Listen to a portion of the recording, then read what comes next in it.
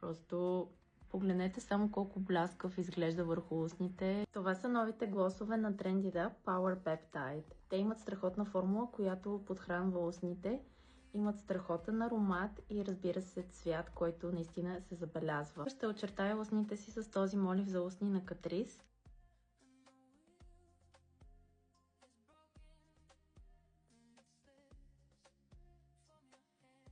Ще ви покажа първо този бери цвят, който наистина е много готин. Не спирам да го ползвам и цветът е уникален. Ето да видите и този апликатор, който наистина е доста интересен.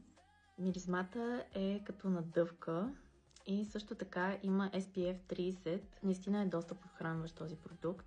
Само вижте какъв уникален цвят и блясък има.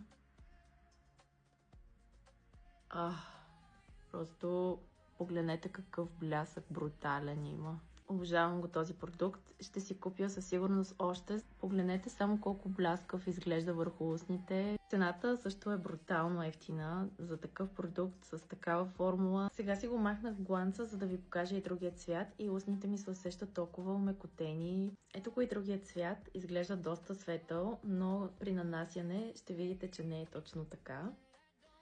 Изглежда наистина страхотно върху устните.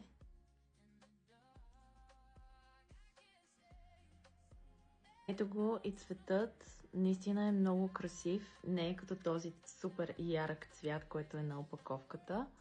Много е бомбонест и страхотен за лятото.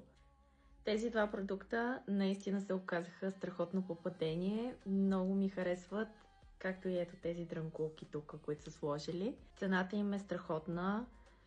Гланца е просто перфектен, цветът също и разбира се са подхранващи и с SPF 30. Наистина тази марка на DM е страхотна и ако искате и вие да имате страхотни Juicy Lip, тези гланцове наистина си заслужават.